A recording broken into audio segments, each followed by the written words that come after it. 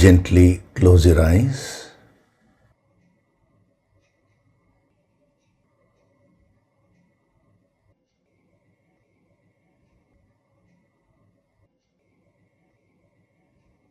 Do deep breathing.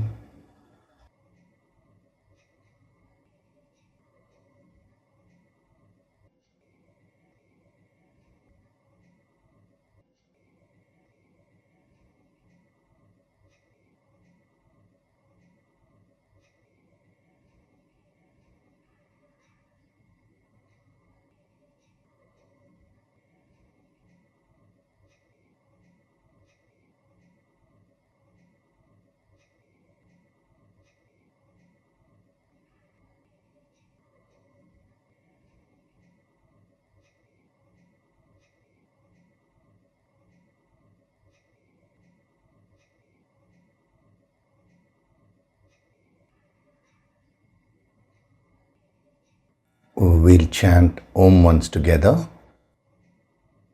Synchronize the chanting of Om with your exhalation.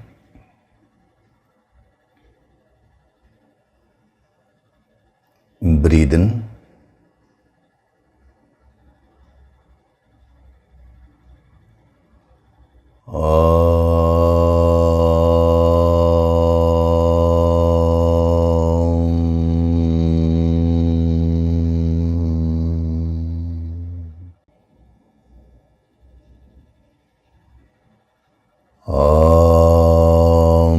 Sahana vavatu, sahanau bhunaktu, sahaviryam karavavahai, tejasvinavaditamastu ma vitvishavahai. Om Shanti, Shanti, Shanti.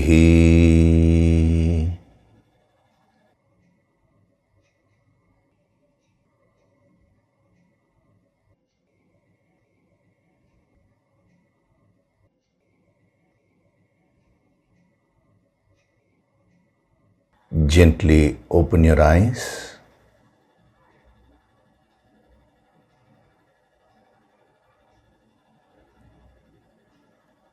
We'll chant from verses 6 to 10 of chapter 3.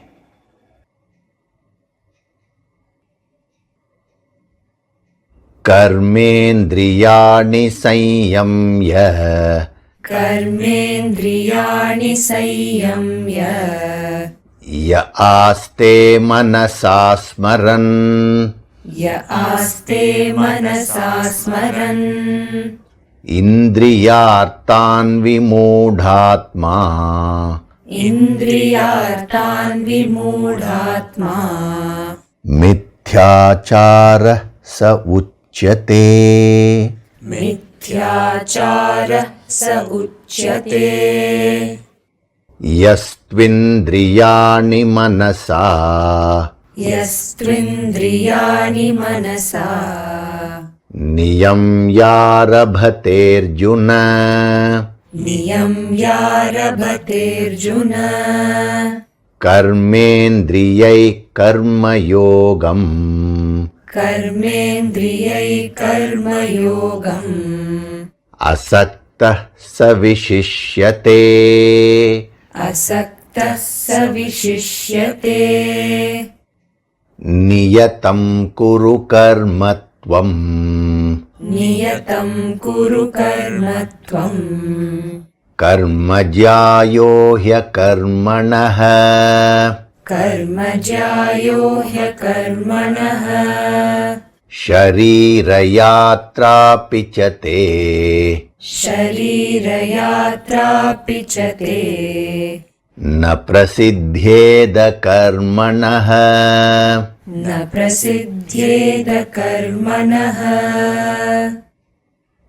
यज्ञार्थात् कर्मणोऽन्यत्र, यज्ञार्थात् कर्मणोऽन्यत्र लोकोऽयं कर्मबन्धनः, लोकोऽयं कर्मबन्धनः Tadartham karma kaunteya Tadartham karma kaunteya Mukta sangha samachara Mukta sangha samachara Saha yagna praja srishtva Saha yagna praja srishtva Purovacha prajapatihi Purovacha prajapatihi Anena prasavishyadvam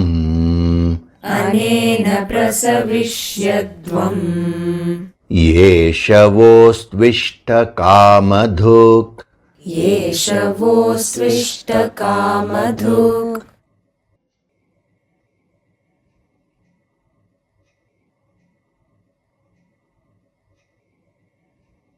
Hari Om, and a very good day to all of you.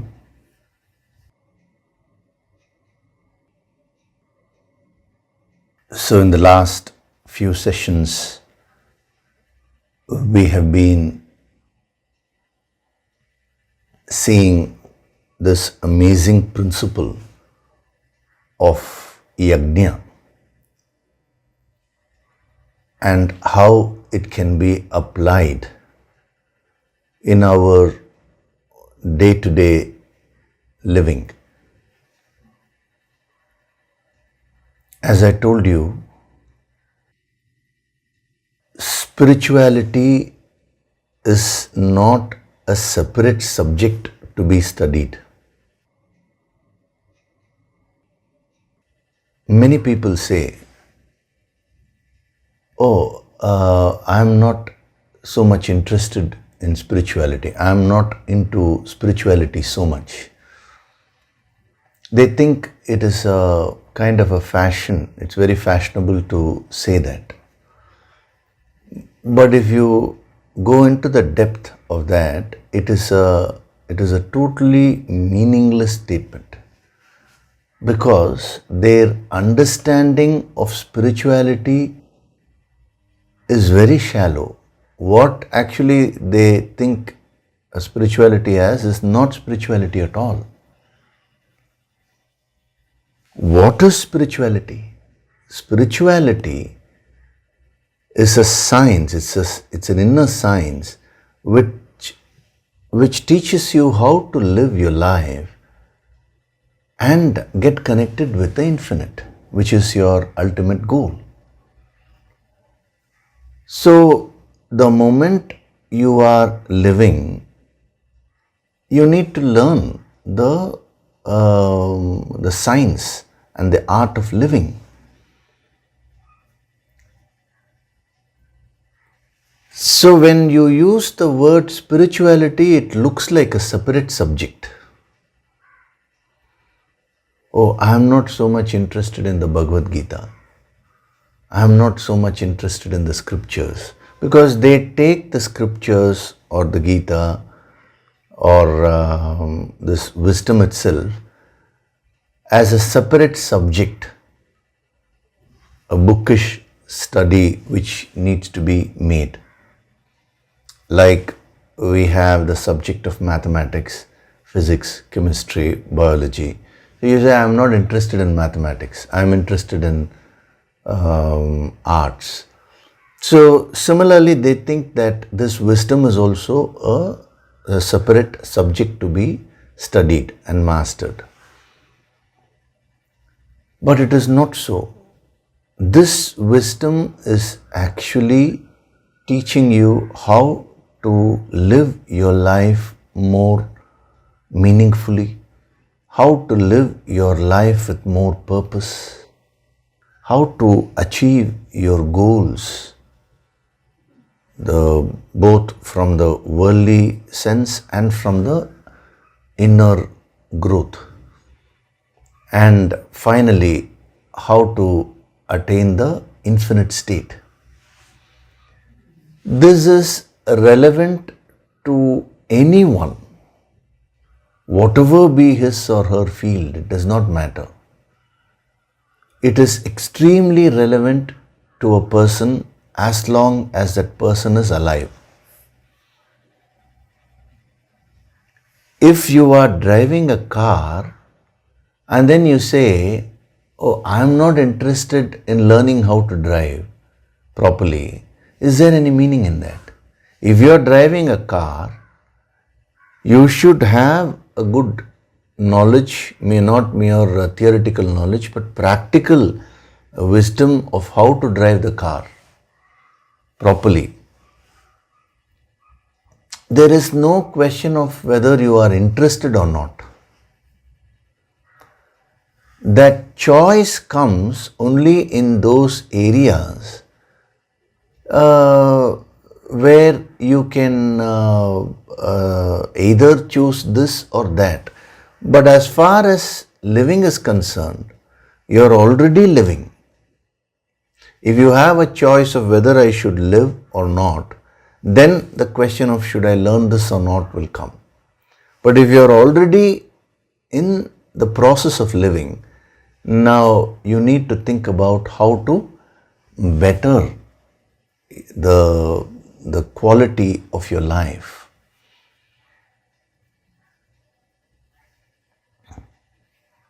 If you are into cooking, you should learn how to cook. The basic knowledge of cooking, the mastery of that is extremely necessary. We can't even say it is important. See, important means you still have a choice. Like in summer, air conditioner is important, we can say, or fan is important. But it's not a necessity. We can still live without it. But oxygen is a necessity. Similarly, this wisdom is a necessity if you are living. And this statement is made exactly on the same lines as you will tell a person who is driving a car, you should know how to drive the car properly. If a person is cooking, you should know how to cook properly. Whatever work you're doing, the knowledge pertaining to that field becomes a necessity for you. Now, if you take life as a whole, we are all living our lives. So it is extremely important to gain this wisdom. So that is why Lord Krishna is bringing this principle of yagna into the life of Arjuna. He is not talking about some high principle and which is unconnected to Arjuna's life, and then supposing he says, Arjuna, now completely change everything in your life and attune yourself to that principle. Arjuna will not be able to practice that. See, here Arjuna is an example of humanity itself. He is a representative of the entire humanity. So when the message is given to Arjuna, it is equally given to you and me and everyone. So a guru comes into your life not to take you away from your life, but he comes to enrich your life. He brings this ancient wisdom into your life. He helps you to apply it and make it a part of your life. And the moment that is done, you will see that your life becomes, as I told you, so meaningful, purposeful. You start manifesting your goals. You start unfolding your inner powers. And you are well on the path towards enlightenment. Essentially, this wisdom, that is all these principles, are meant to make you extremely powerful, and it helps you to live your life, that is to create your destiny and live your life fully.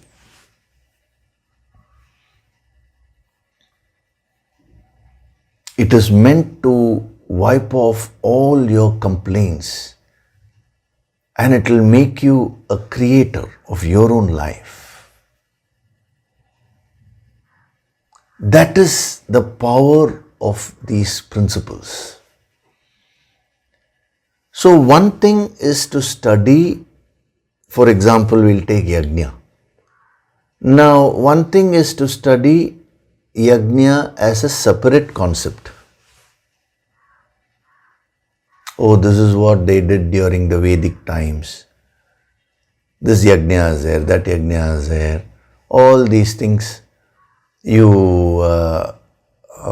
keep reading. But what relevance does it have to your life today? Is it going to help you to achieve anything in life today? No. The other thing is to go deep into this principle, which is the yogic approach, and bring this principle into your life today. So when Krishna is talking to Arjuna, again one way is to imagine 5,000 years back, you just visualize, Krishna spoke to Arjuna. That is irrelevant to you. 5,000 years back, the lifestyle itself was different. Arjuna's lifestyle, he was a warrior. So that has nothing to do with what you are doing in your life today. Then how is this relevant? The principles which were given are extremely relevant even today. And not merely today, it will be relevant any time in the future also. That is why this is called Sanatana Dharma, eternal principles, that which can be applied at any point of time. The application will vary, but the principle will remain the same. It will be very much applicable. So in the yogic approach, we always see the context of our lives. See, as a sadhak, you should always remember this. Everything which you do should add value to your life. You should learn that quality. That is another principle of the Sanatana Dharma. Always keep improving the quality of your life. So whether you are eating, or whether you're sleeping, or whether you're exercising, whether you're interacting with people, whether you're attending these sessions, whatever it is that you're doing, you should do them in a way that they add more value to your life. That should be a key factor. Because the more value you keep adding to your life, the more will be the satisfaction and happiness which you derive from your experiences. Otherwise, your experiences will just keep flowing and you will just mechanically go through those experiences without learning anything, without growing with it. You will remain the same person. Just a physical age would have increased, but otherwise the soul's journey, in its journey, the soul would usually stagnates. So as a sadhak, this is very important. That is, always when we are attending these sessions and when we are exposing ourselves to these great principles, already a lot of effort is being put to reach it to your life at your level. Now you should put further efforts to get into the specifics. How shall I apply it in my life? That is your homework. That is your part. And if you play your part also well, then there will literally be an explosion of this wisdom. this will be like, as we saw, Agnihi, fire. The very word tapas means heat. Tapas, we generally call it austerity. Literal meaning is heat, tapaha, something which can burn you up. So the fire of this wisdom has so much of power that it can burn up all your negativities and completely transform you.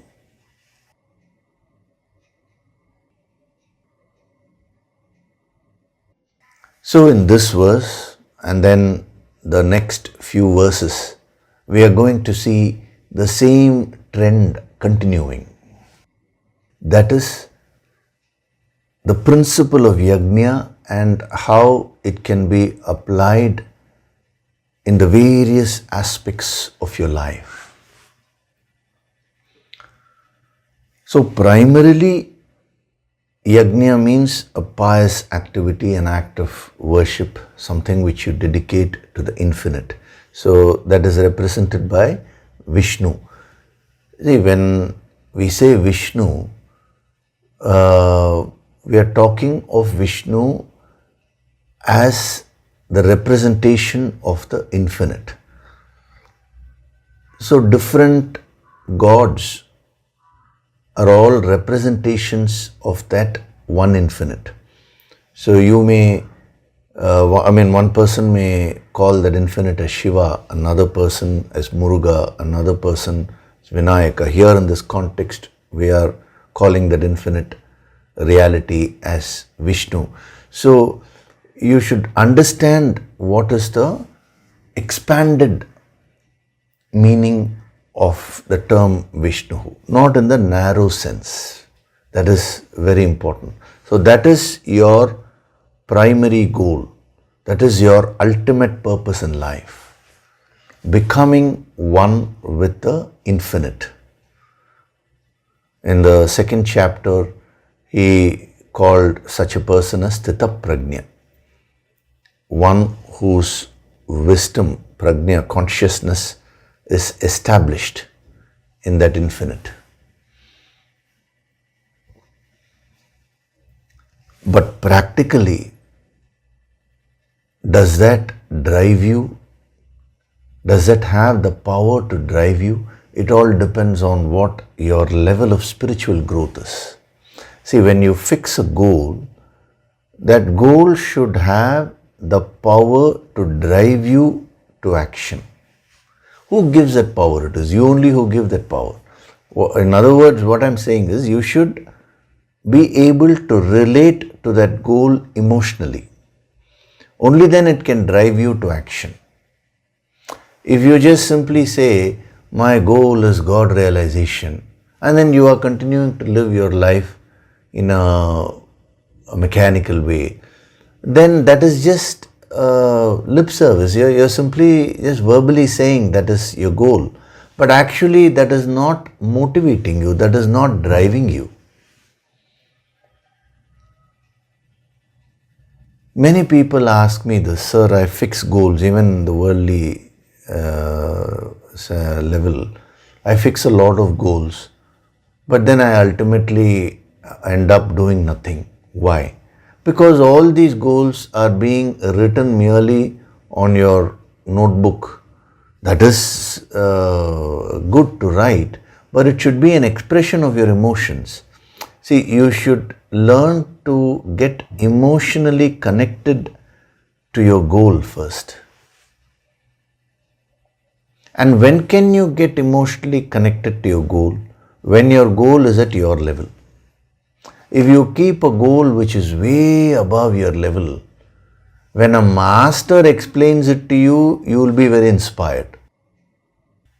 Because he raises the level of your consciousness as he is giving the wisdom by providing the healing energy in the background. But left to yourself, you will find that connection will start dropping. Connection with the infinite. So, how do you then function in life and ensure that as you achieve your various goals, how do you evolve? That is where this principle of yagna has been given by the great masters. Yagna also means agnihi. Last week I had explained to you from the agnihi is at the relative aspect, is at the relative level. So we saw the three aspects of agnihi. There are many more things, but I'm only giving you whatever is relevant in this context. So today I'll give you some more insights into this, and then we will proceed further. So what these great masters saw is that, okay, you are now disconnected from the infinite. What are the factors which are making you disconnected today, which are not allowing you to get back to the self? Yoga means union, getting back to the self, uniting with that infinite self. So what are the factors which act as blocks, which don't allow you to become one with the infinite self? So we can say there are three factors. There are many factors, but we are grouping them into these three factors. Number one, your karmas. Karmas means psychic impressions, the various scars and impressions which you have acquired as you have been functioning in your life. Not merely this birth, but many past births also, or everything included. So the karmas are the seeds which are there deep within you. They are the unmanifested form of your thoughts and desires.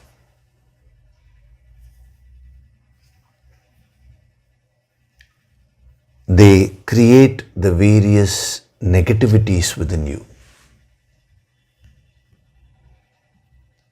This is the first block. I'll explain the whole thing so that it becomes easy for you. The second block which you generally face is that there is a tendency, see, because of these, everything depends on these karmas only, there is a tendency to keep stagnating at one's level by acting mechanically and then slowly devolving. Tendency means it's a weakness of the mind. The mind always looks for immediate pleasure, and in the process it does not have the clarity as to what is good for me and what is harmful for me. That clarity itself is lacking. So there is a tendency to stagnate, and wherever there is stagnation, it will ultimately cause a devolution. You will start devolving. See, supposing you see the water, wherever water stagnates, slowly it will become very impure. Whereas flowing water, running water will remain pure. Same way, if your personality starts stagnating, it will slowly start acquiring more and more impurities and you will start devolving. This is the second block. And the third block, which does not allow you to become one with the infinite, is what they called as avidya. Avidya means ignorance.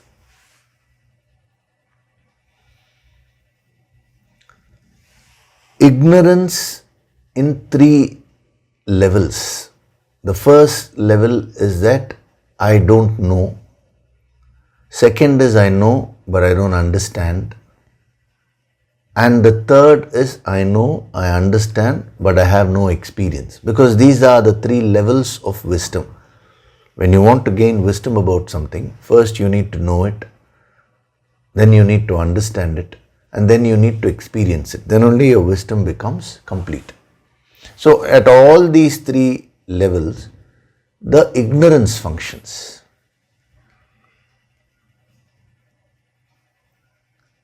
So when you are clouded with ignorance, you are unable to know, understand and experience the highest, which is the infinite. You are unable to get the knowledge, the experience of that infinite, experiential knowledge of that infinite.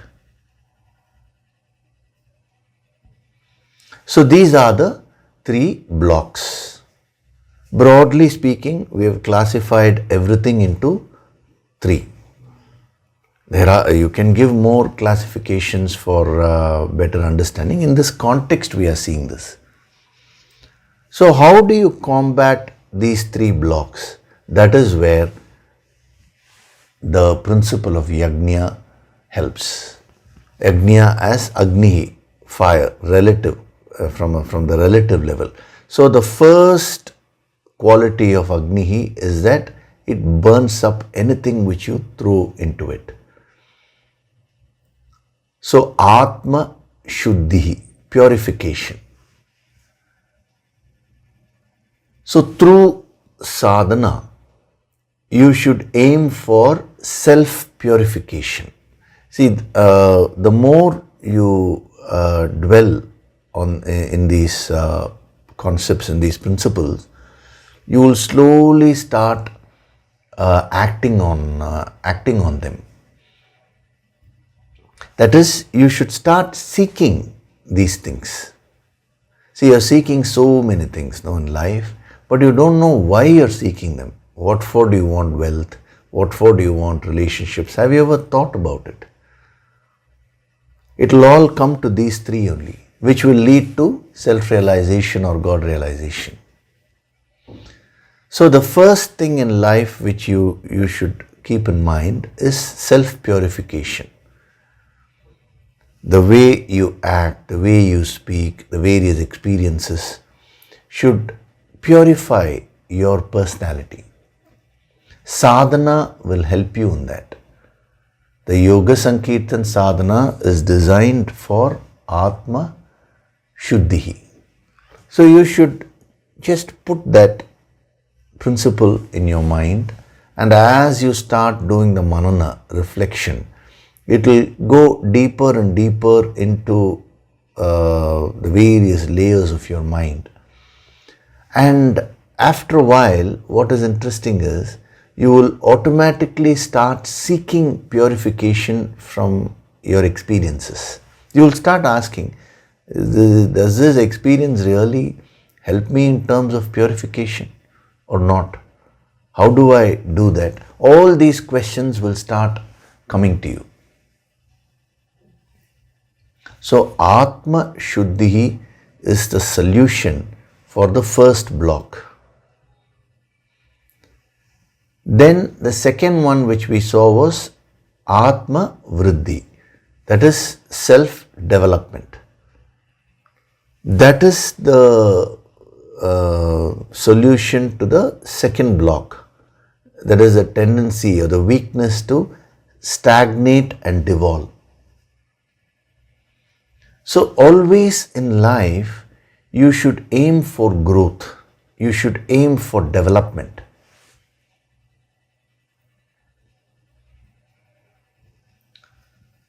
If you just remain the same person after going through several experiences, it means you have not really applied yourself. You've just gone through all of them in a mechanical way. So from this moment onwards, start asking yourself, am I progressing in life? Am I developing? Now you can go into specifics. See, when we talk of self-development at the physical level, let's say health-wise, what is it that I want to achieve? See, the moment you start thinking on these lines, you don't need to be 100% perfect in your first attempt. It's okay even if you make mistakes. But my point is, you should start thinking on these lines. When you start thinking on these lines, the moment you do that, you will trigger that process of Atma Vriddhi. And if you make a mistake today, tomorrow you can always correct it and keep moving further. The real problem comes when you don't put in any effort in terms of Atma Vriddhi. Unfortunately, these things are not taught in the schools, universities and all that. In the schools and universities today are only designed to cram your mind with various informations from outside. They think that is what true education is all about. No. True education is meant to make your personality expand and evolve, to develop. That is called Atma Vriddhi. I am putting all these seeds deep within you. Sometimes it may look as if there is a repetition, but if you carefully notice, it will not be a repetition. The word Atma Vriddhi may be given, but further and further subtler points will always be, new points will always be provided, so that from all angles you understand that and you absorb that energy. That's the whole idea. So every day, every night, when you go to sleep, ask yourself, how did I live today? Have I become a better person? So in every way, every day, my goal is to become better and better. Atma Vriddhi. Is there stagnation in any area of my life? If yes, now I will start acting in that area. I will practice this principle of Atma Vriddhi. So this is how you should think as a sadhak. And number 3, Atma Prakasha, self-illumination, self-enlightenment. Now that is the solution for the third block, which is avidya, ignorance. So real knowledge is from within you only. A guru triggers that wisdom which is there within you. He lights the lamp of the wisdom. The lamp is there within you. So how do you practically apply this Atma Prakasha? Ask yourself, am I learning from my experiences in life or no? See, you can commit a mistake once, but why should you commit the same mistake twice? It means you are not learning properly. If you are a good sadhak, you will, first of all, you will try to prevent mistakes, but if at all a mistake happens, now you will learn from it.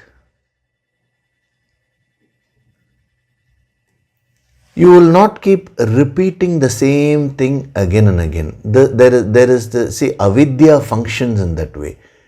The ignorance makes you repeat the same cycle of mistakes again and again in your life. See, when extreme examples like drinking or smoking or any negative habits, these things are given, it is easy to understand. But this is applicable even in subtler levels, Supposing you have this tendency to speak in a harsh way. Now you should study. when I speak in a harsh way, what are the effects? What are the effects on my mind? How does it affect my mind? And how does it affect the other person? So when you make this study, then the Atma Prakasha will start happening. You will start learning, oh, this is not the right way to function. Then what is the right way? The self-illumination will happen.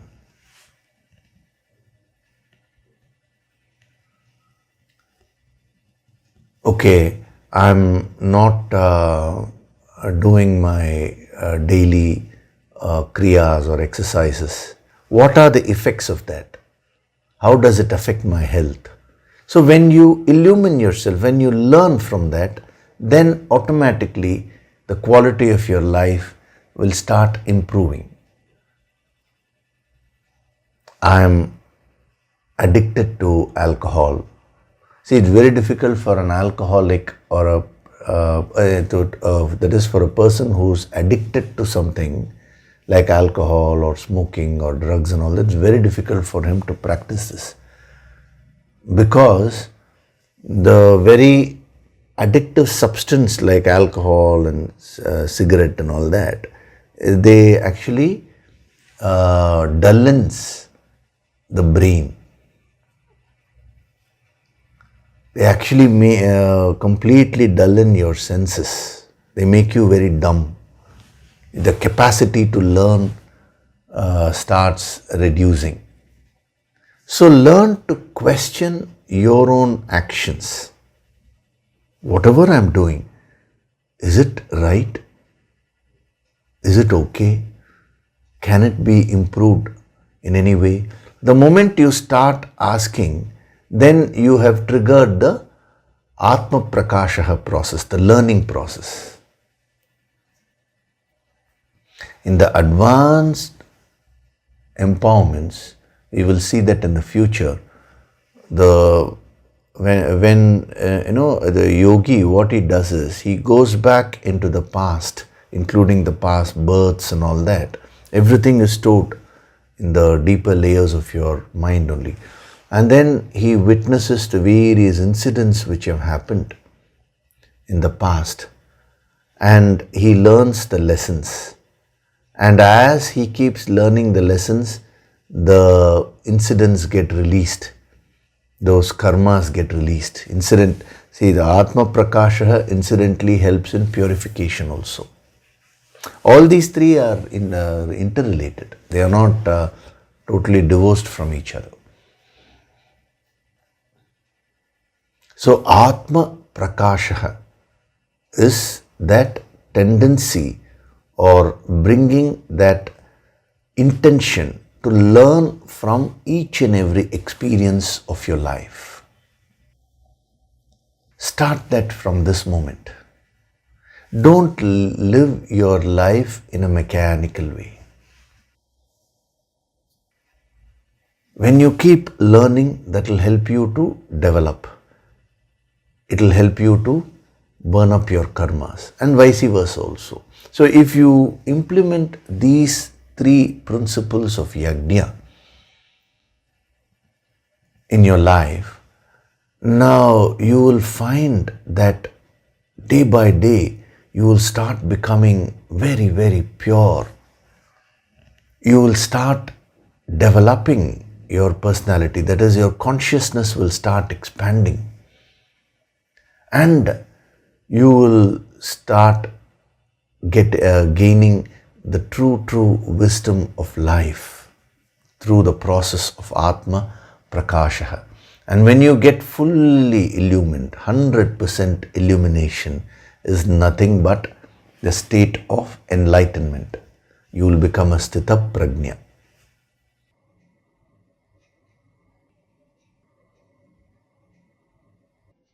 So these seeds are being sown within you. Now it is up to you to water those seeds and start living them in your life. You aram se, you take your time, you absorb these things. how do I remember all these three? Whatever it is that you remember, first start practicing. No? At least take some area which is really causing a problem for you. It could be addiction to alcohol, it could be addiction to eating the wrong type of food, that is unhealthy food. That addiction is different, that is more of a mental addiction only. So it could be that, it could be in some, with respect to some relationship, let's say the relationship with your spouse is not okay, or it could be some area in your career. Whatever be the problem, now you can ask yourself, what is the lesson which I need to learn?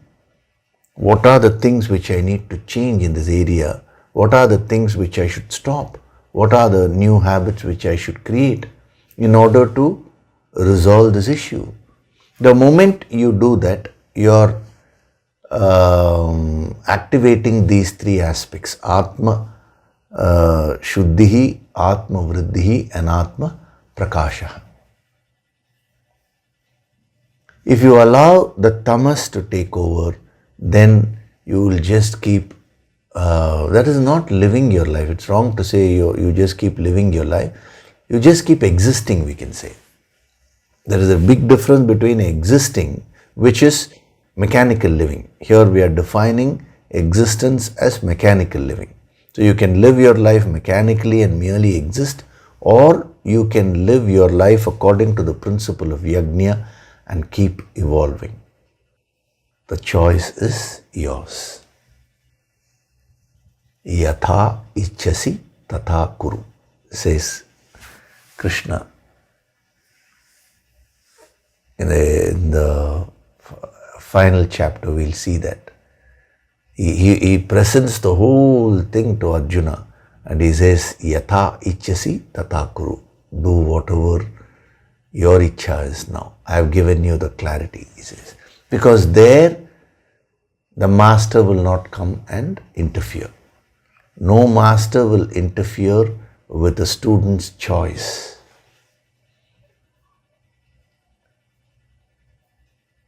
No master is supposed to go against against nature.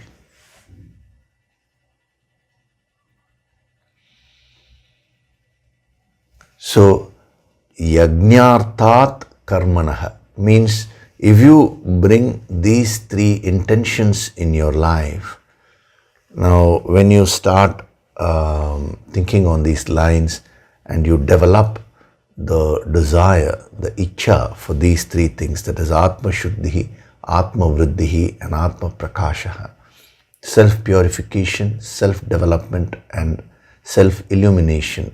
Now what will happen is all your actions now will start becoming yagnas. Everything which you do will be a worship. And it will slowly converge into the highest yagna which you can do, and that is completely dedicating everything to the infinite. So what a magnificent statement he makes. Yagnartat karmanaha anyatra ayam lokaha karma bandhanaha.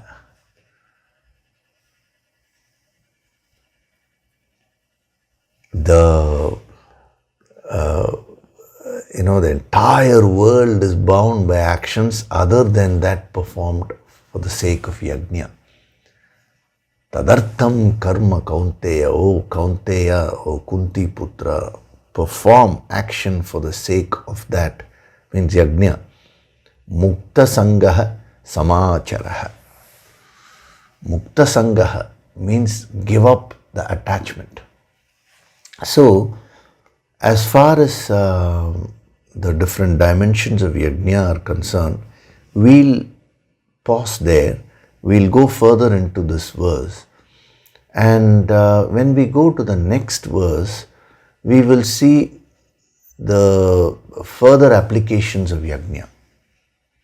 In the next verse, he'll be telling you how to apply this yagna to fulfill your various desires, to how that will be based on the science of materialization. And then in the subsequent verse, he'll also be saying how to use this yagna to slowly evolve and reach the highest. And then after that, he will be covering some very important principles as to what your attitude should be in life. Very interesting. And then he will also be saying how when this principle of yagna is practiced, the whole society can prosper. Society means your immediate society, that is starting from your family, your environment, your family, the society, your town, your state, your country, the entire world, how the world can prosper, everyone can be very happy. So how this yagna can be applied from the macrocosmic level. He is going to cover this in complete detail.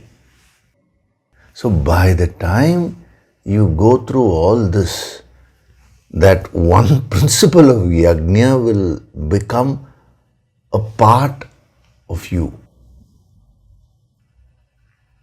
Even if you breathe, it should become like it should be a yagna only.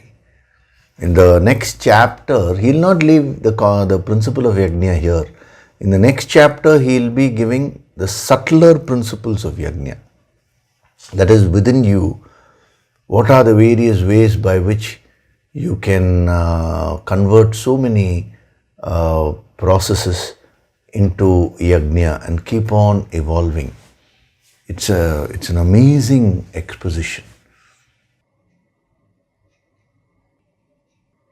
So, as we go into every verse from here onwards, we'll be seeing the different aspects of yagna. So we'll pause there and we'll continue with this verse because in the next line of the verse, he is actually giving some tips. He is giving certain aspects of yagna. And then in the next verse, he will be continuing with that. So what is he saying in the next line?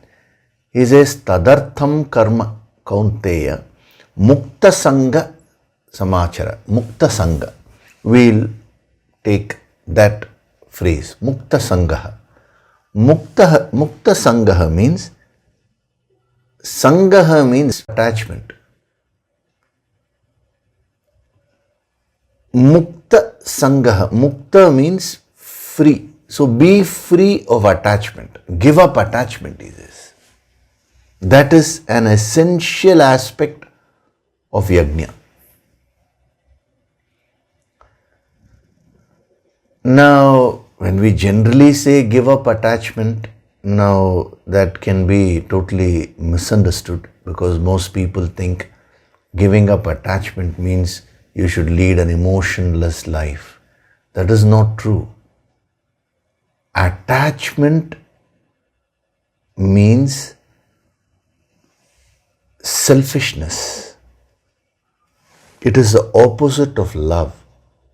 When he actually says give up attachment, what he means is take up unconditional love. That become a way of your life. This word attachment or this phrase mukta sangha has been completely misunderstood, unfortunately. Actually, youngsters are afraid to come to spirituality because they think it will kill all the emotions. They think it is only meant for elderly people when they're having lived their life fully. Now they can learn about all this. No.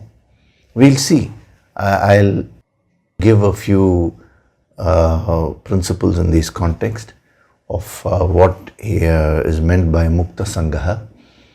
And anyway, throughout this chapter, he'll be covering the various forms of attachment and how we combat them. See, what does he mean by attachment? Attachment to negativities is what these masters are asking you to give up.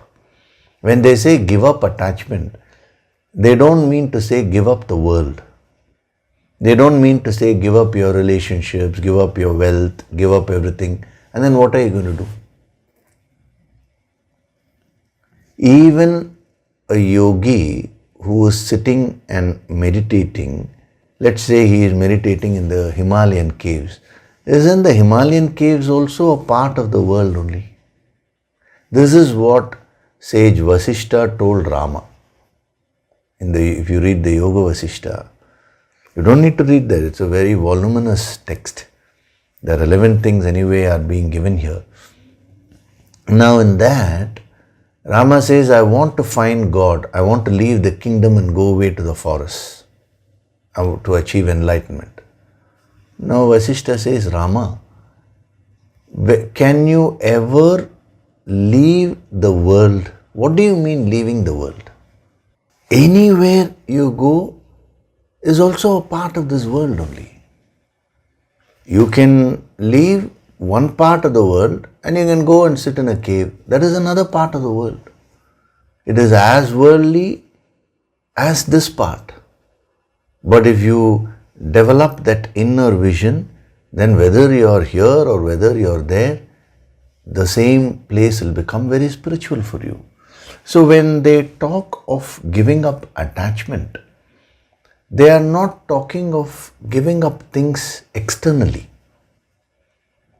You don't need to now give up all your wealth and give up all your relationships. That's how many people have taken it. That is not a criteria. What do you need to give up? Fundamentally, you need to give up your ego.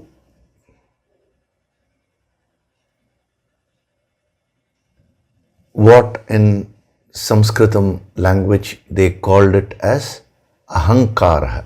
Ahankara means that feeling, that sense of I, that I-ness.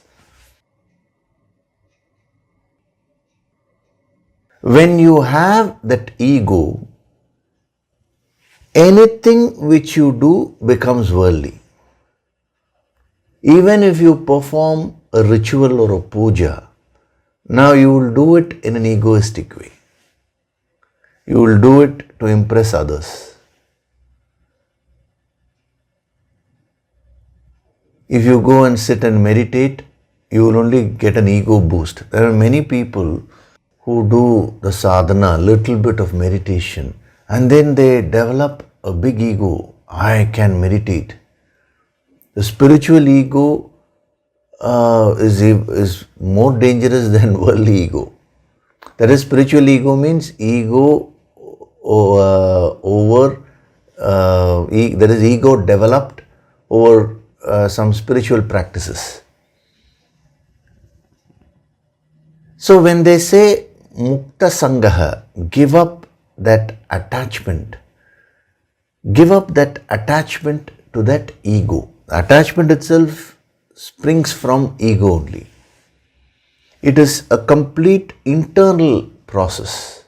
It has nothing to do with external possessions.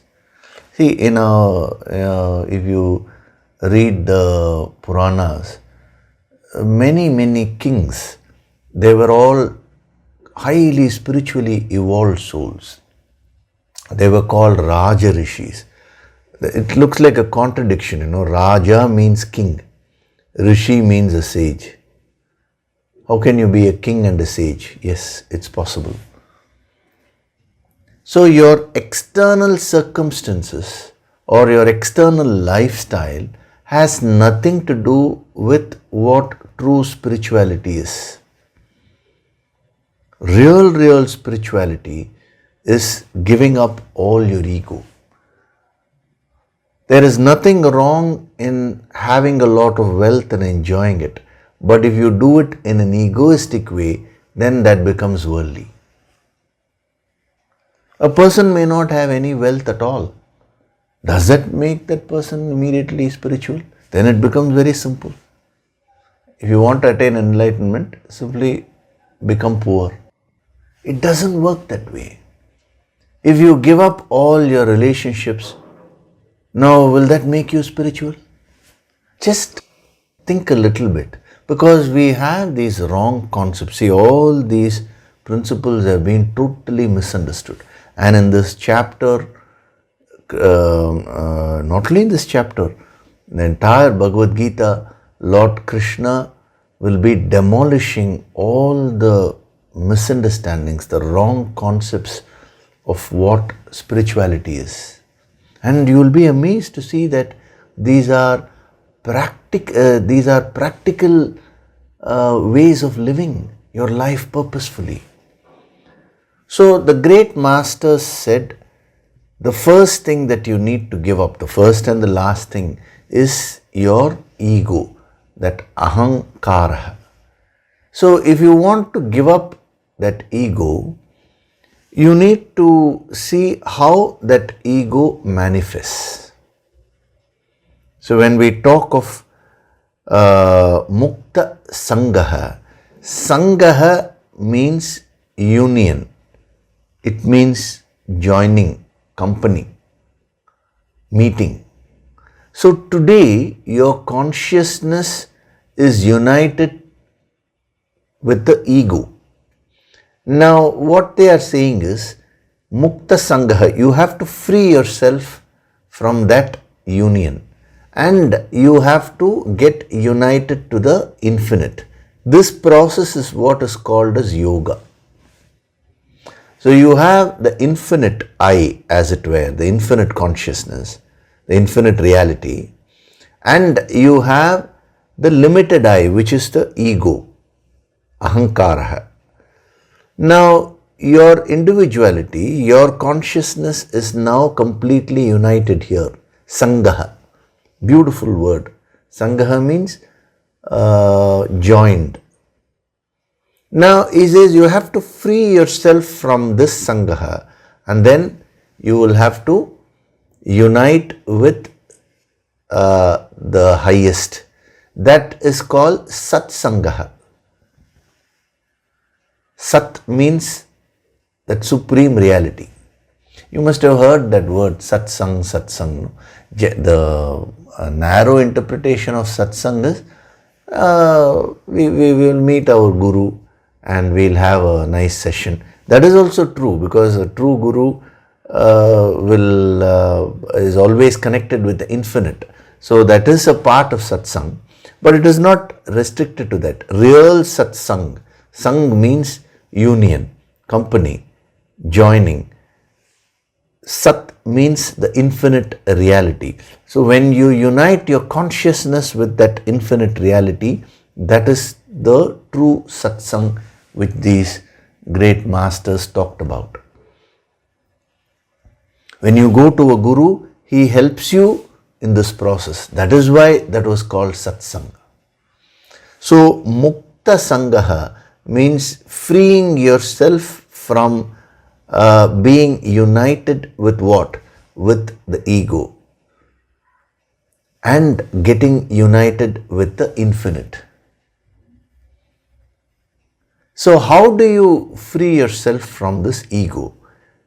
A very interesting analysis has been made and given by these great masters. What they say is that the ego manifests as three bhavas. Bhava means bhavana, the intention, the attitude. So three types of the manifestations are there for this ego. The first type is called Arambata Bhava, means the ego of starting something.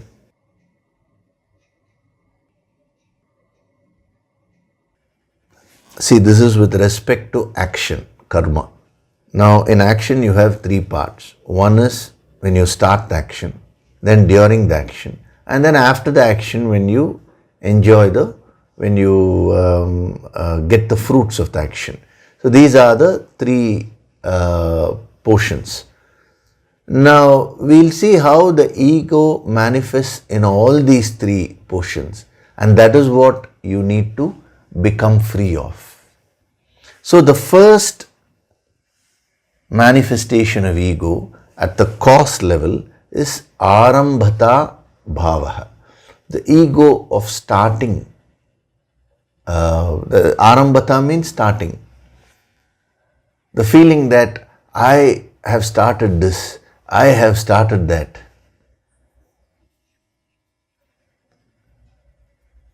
I'll tell you, I'll give you all the three, and then we will go into the depth of it.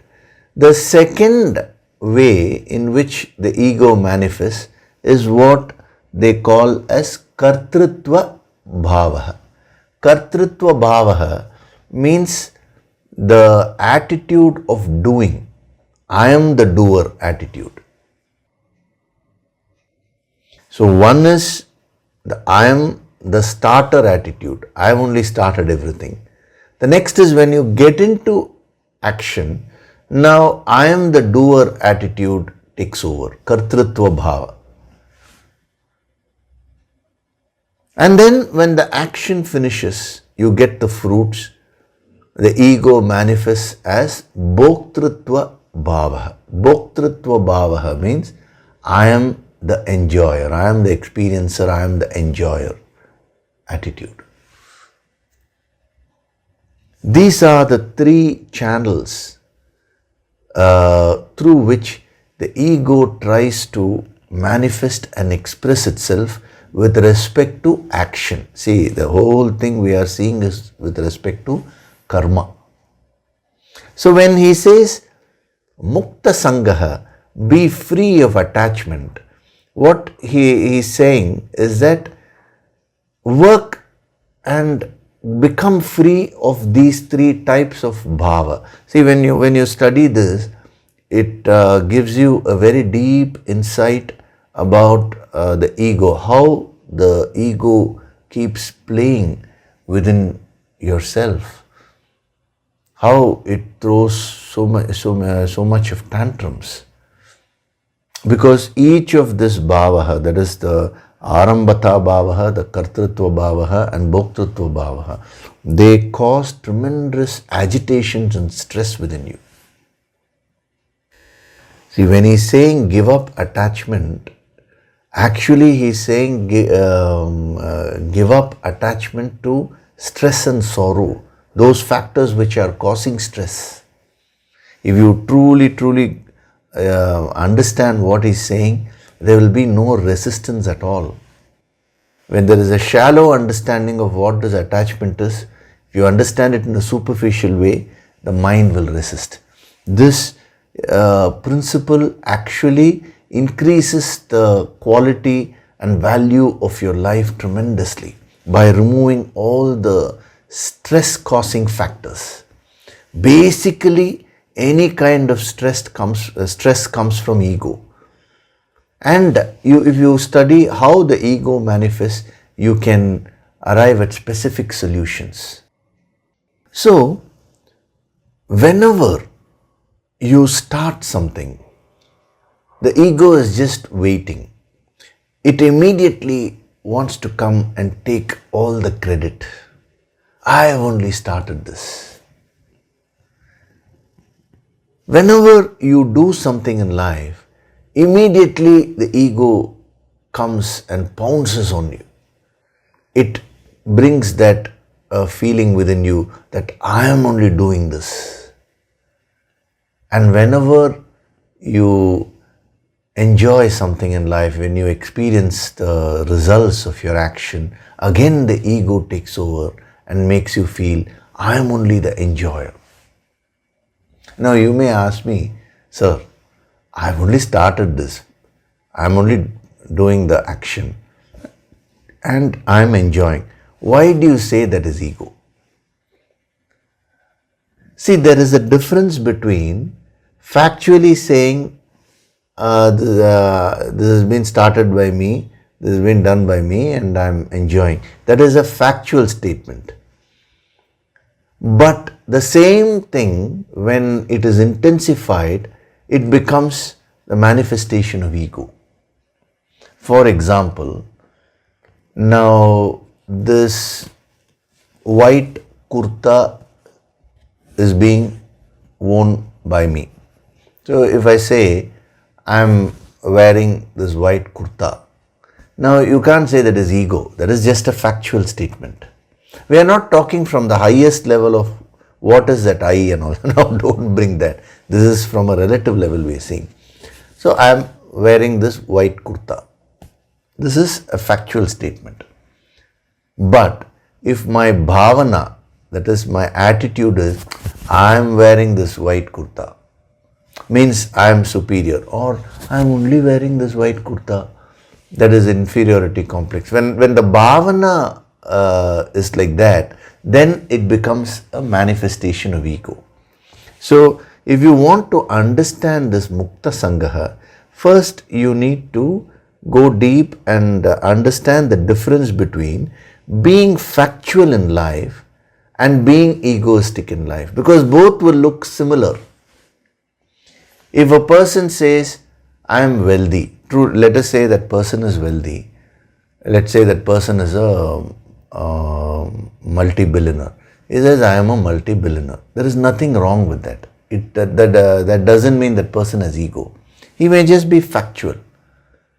But the same thing, I am a multi-billionaire, when it is stressed, it can become an egoistic bhavana.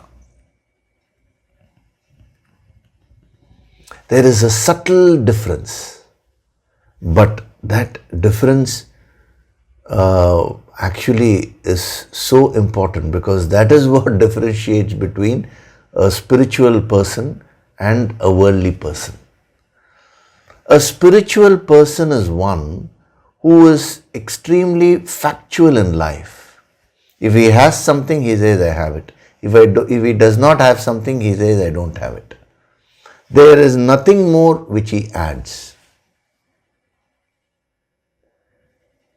Whereas when the ego comes into the picture, it gives that extra value and takes all the credit. That is when the stress starts increasing. When you suffer from the arambhatha bhavaha, you will become highly tense about starting something.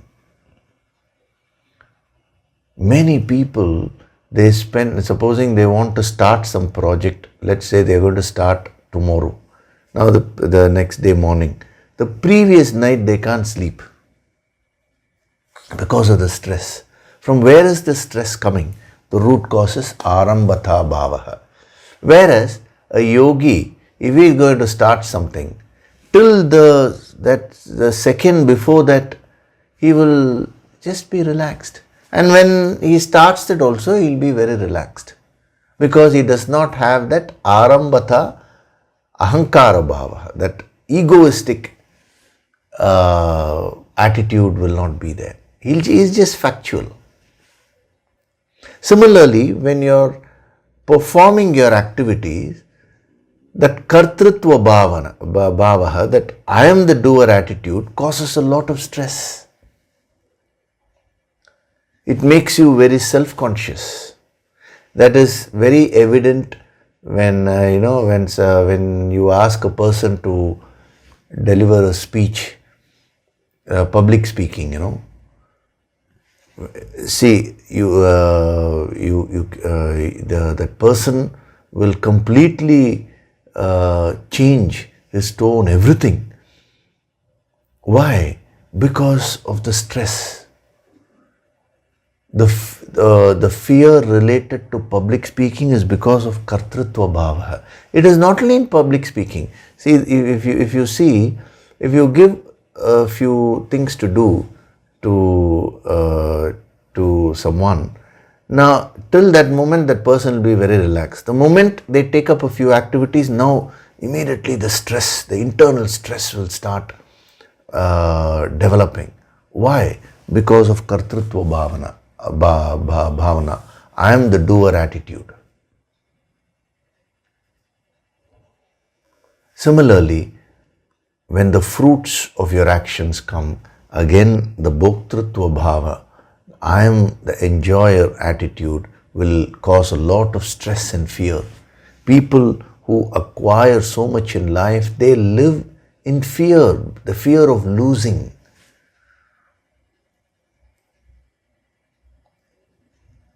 They feel so insecure. So the ego manifests in these three ways and it destroys your peace of mind. Therefore, he says, Mukta Sangaha. You have to put efforts in freeing yourself of this attachment. Start anything in life without arambata bhavaha. Do anything in life without kartrutva bhavaha. Enjoy everything, every experience in life. It's meant for you to enjoy. But without the bhoktrutva bhavaha. It's an amazing yogic technique. It takes a while to master, but when you master it, your life will become stress-free. A yogi starts so many things. He does so many things. He enjoys every bit of his life, but absolutely no stress, no insecurity, no fear of losing, no fever of doing, no burden of starting anything. He is very, very free. When you have arambata bhavaha, you have the burden of starting something. When you have kartrutva bhavaha, I am the doer attitude, you will develop a fever of doing. Later on in this chapter only, he will be saying, act, vigata jwaraha. He will be using that word, a fever of doing. Beautiful phrase. When we come there, we'll see that in even greater detail. And a person who does not have this bhoktrutva bhavaha will have no insecurities or fear of losing anything in life. So you just think about this. We will see it in more depth in the next session. Meanwhile, this week you can reflect on all the points which were given, and even regarding these three types of bhava, how they manifest and how they create stress within you. That is what you need to just observe and understand. Then only that ichcha or desire to give this up will come.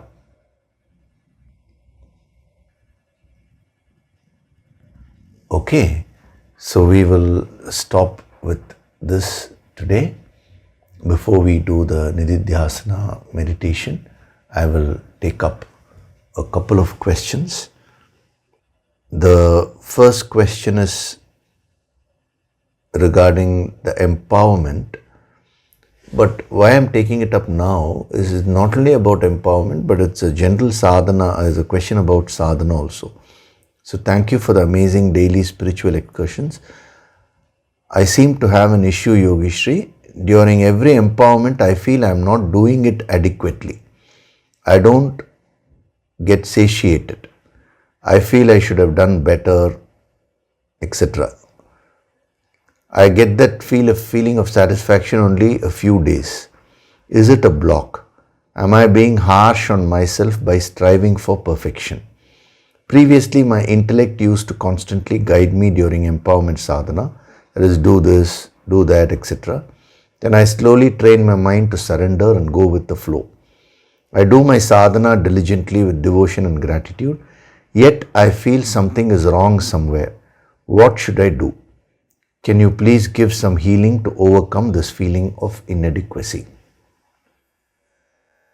Now, why I'm taking up this question today is because that is exactly what we have dealt with. Kartrutva bhavana. I am the doer attitude.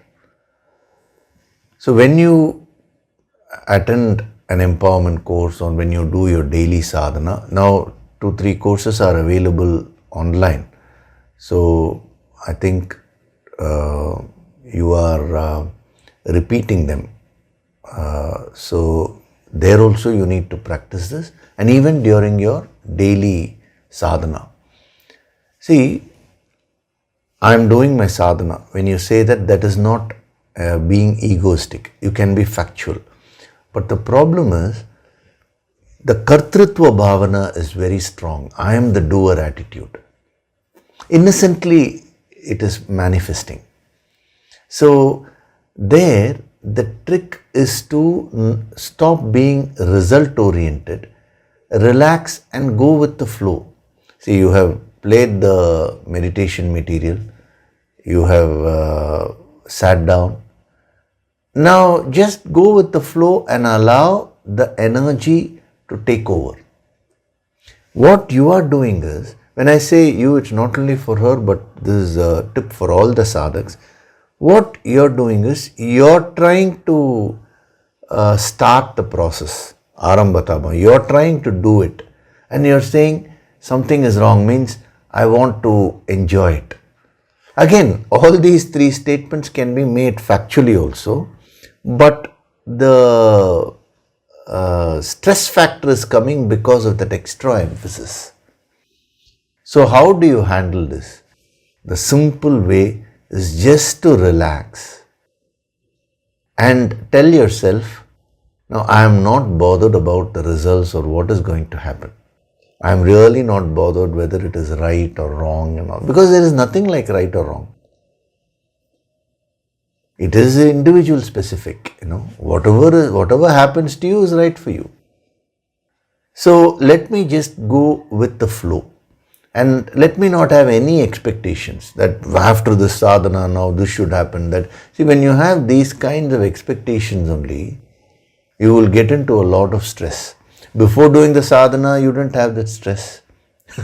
Now, unnecessarily, you've developed a new kind of stress.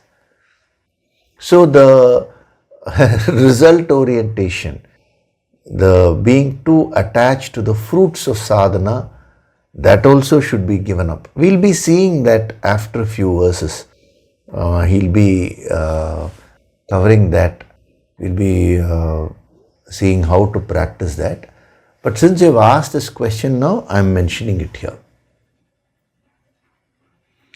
So that is why I keep saying surrender to the Guru Shakti, surrender to the higher Shakti. Means not surrendering your efforts, but surrendering these wrong attitudes which unnecessarily cause stress within you. So you practice this and get back if you have further clarification. One more question which she has asked is,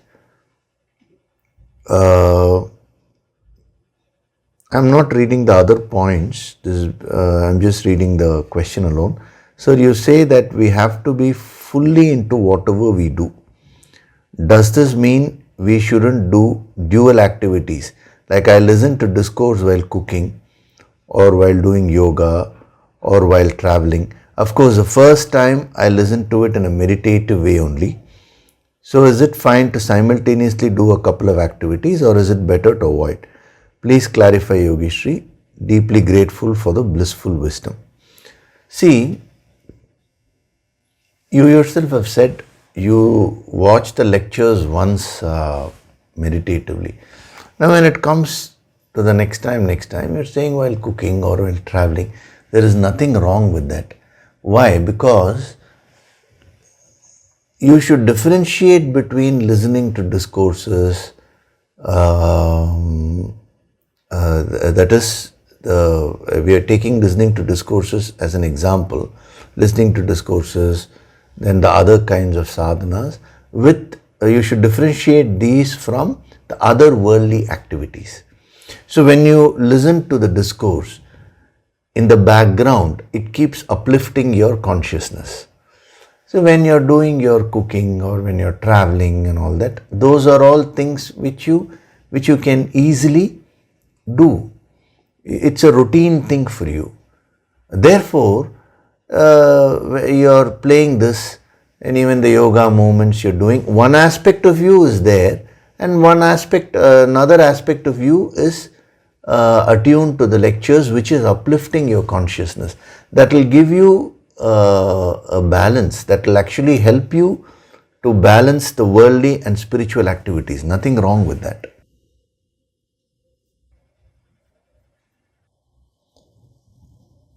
And especially since you're listening to it once properly, that is meditatively, and then throughout the week you are trying to infuse this into your daily activities.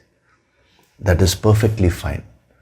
Actually, in the advanced sadhana, what the yogis suggest is keep performing your activities, and one aspect of your consciousness and the mind should be attuned to the higher.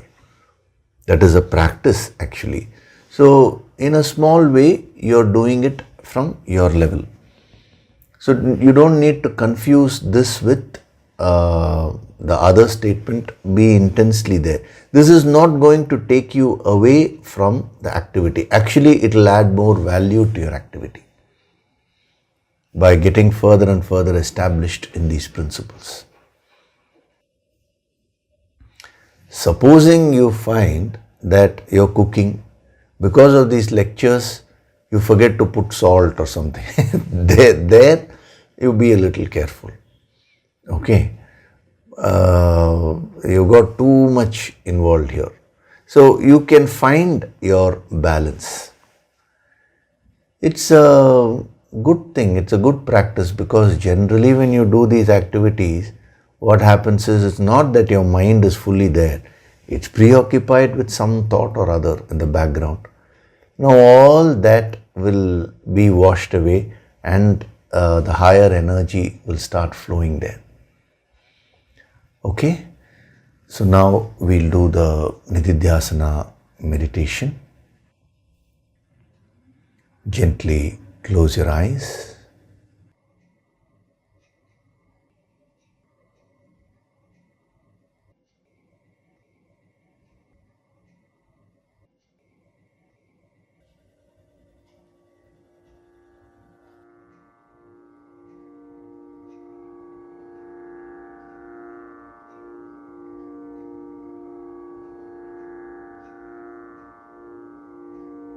Do deep breathing.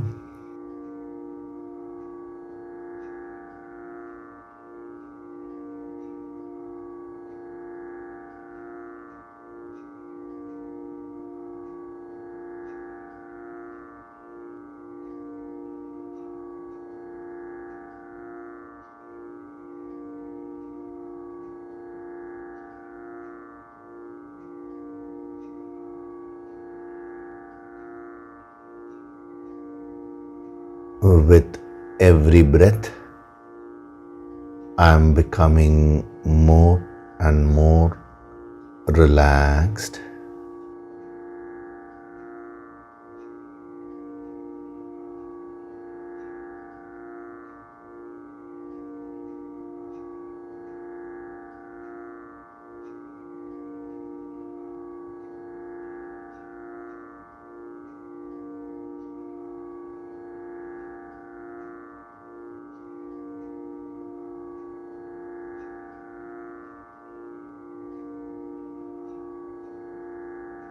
Feel the divine vibrations.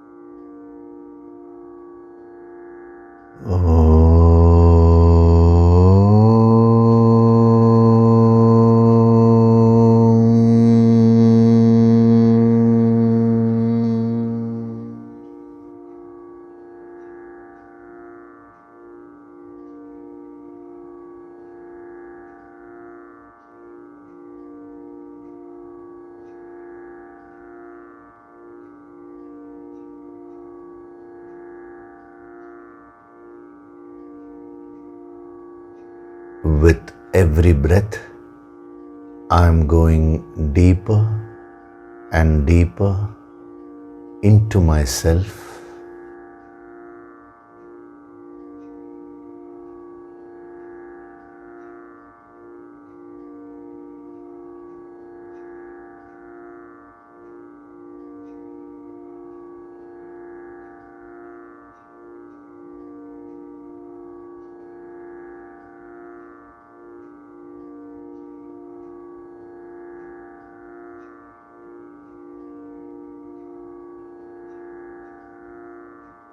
Beyond my physical body, beyond my mind, beyond my intellect, lies my true essential self, that supreme infinite reality.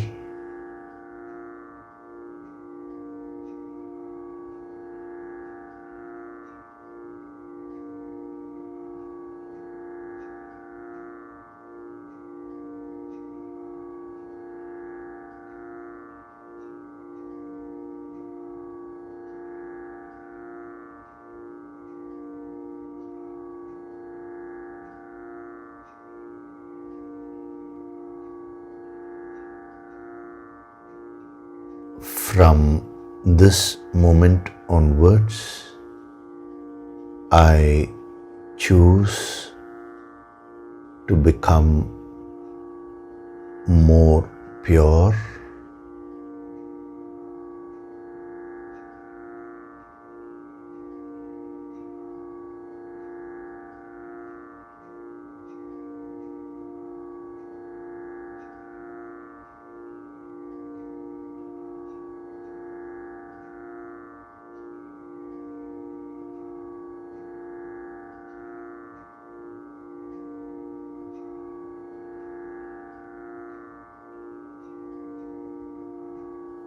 from this moment onwards, I choose the three purposes of my life: Atma Shuddhi, self-purification; Atma Vriddhi, self-development; Atma Prakasha, self-illumination.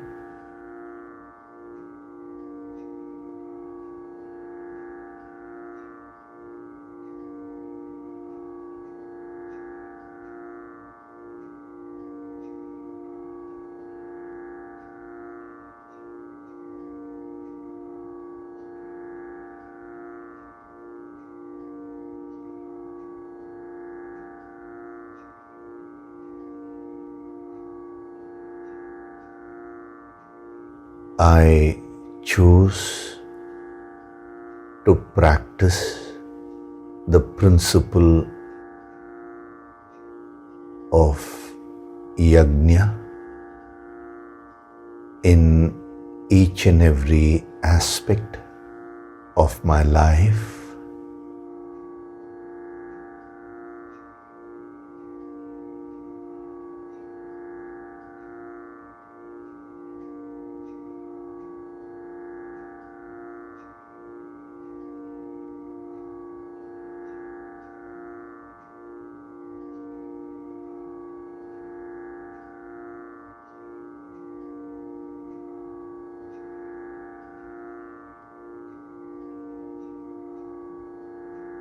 I am Swayam Prakashit, self-illuminating.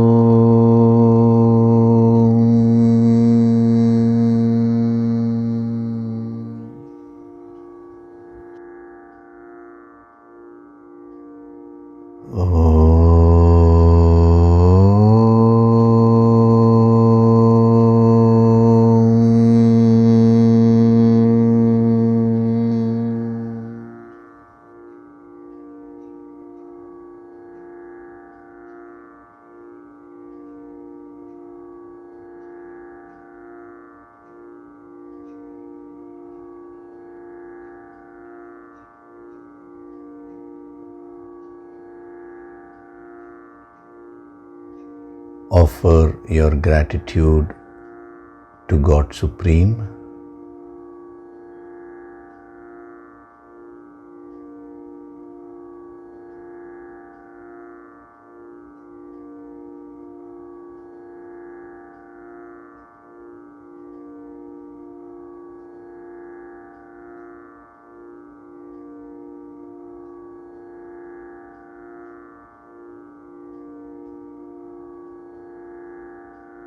Offer your gratitude to your Guru and all the holy masters.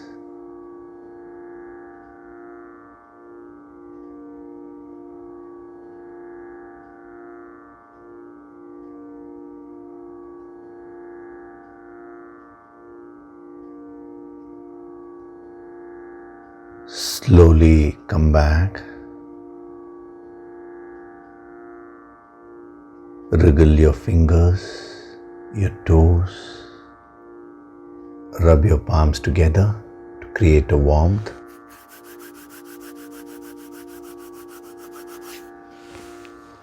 Cup your eyes with your palms.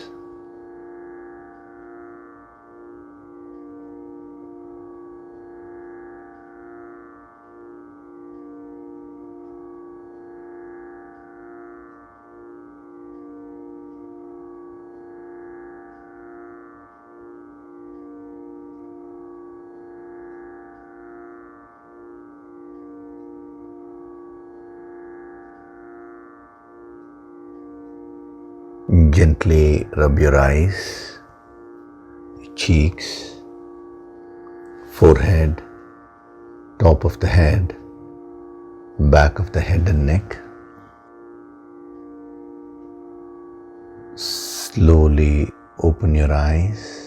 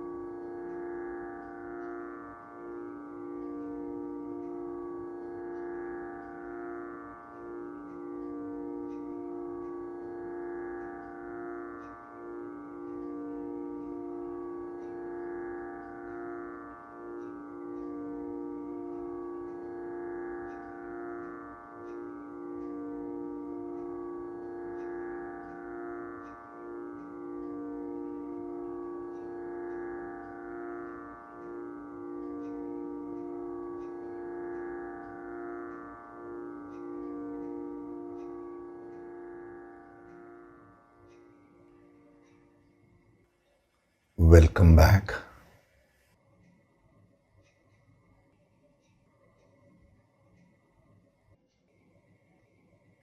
So we had a very deep and powerful session.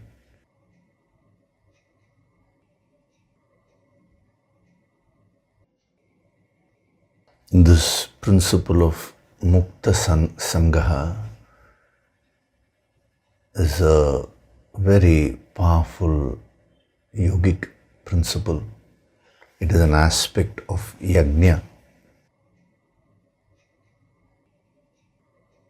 Don't worry if that difference between being factual